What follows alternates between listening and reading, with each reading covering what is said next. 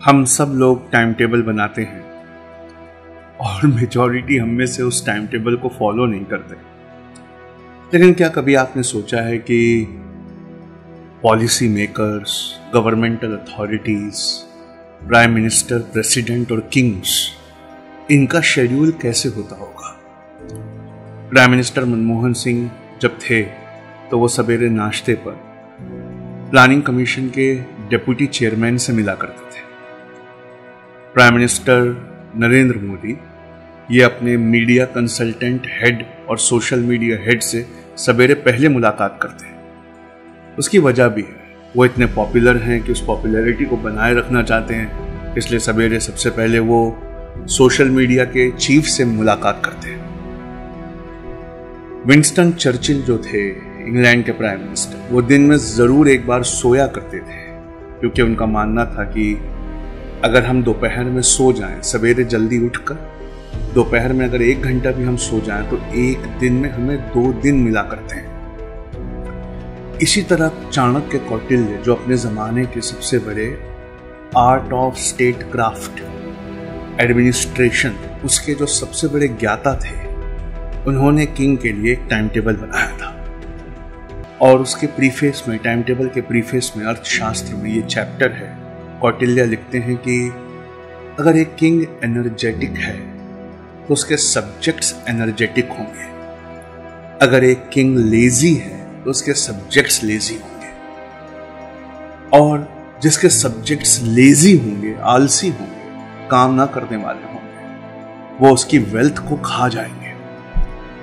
चाणक्य एक बात और बहुत इंपॉर्टेंट करते हैं कि जिस किंग की जैसी नीयत है उसके प्रजा की वैसी ही नीयत होगी, और काम ना करने वाला आलसी जो किंग है वो एनिमीज के हाथों इजीली परास्त हो जाता है। आपकी नीयत सवेरे उठकर प्लानिंग कमीशन से चेयरमैन से मिलने की है या अपनी पॉपुलैरिटी को बचाए रखने की है, जिस तरह का किंग है उस तरह की प्रजा होती है। अर्थशास्त्र में उन्होंने किंग के लिए रिकमेंड किया है कि king must divide day and night into 8 parts each.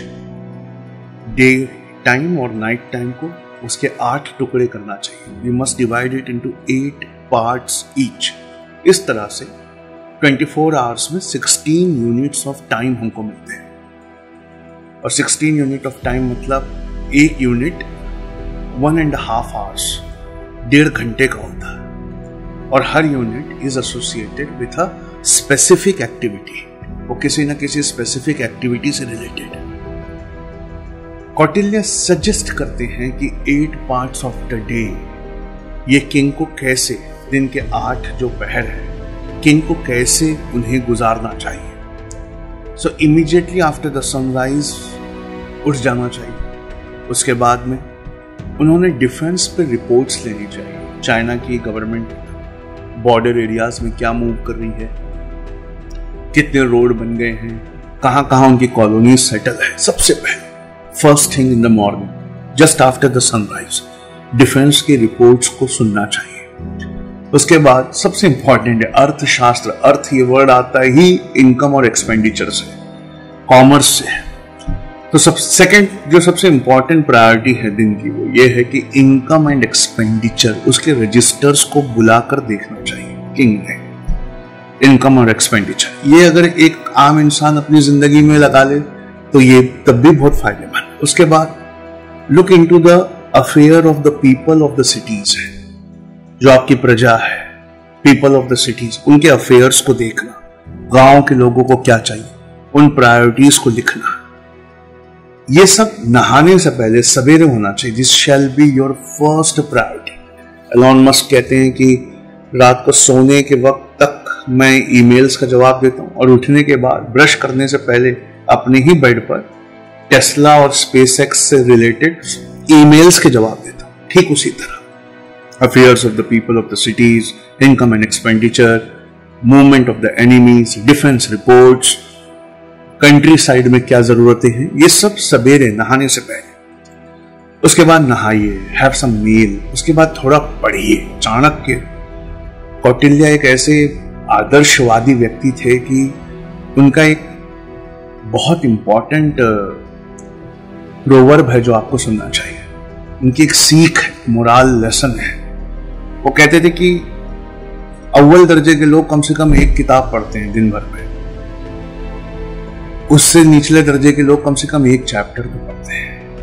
वो भी पॉसिबल नहीं है तो कम से कम एक पेज पढ़ा करो, वो भी पॉसिबल नहीं है तो कम से कम एक पैराग्राफ पढ़ा करो, और वो भी पॉसिबल नहीं है तो कम से कम एक प्रोवर्ब, एक सेंटेंस ऐसे पढ़ा करो जिसे कहीं सुनाने के बाद लोग तुमसे इंप्रेस हो जाए।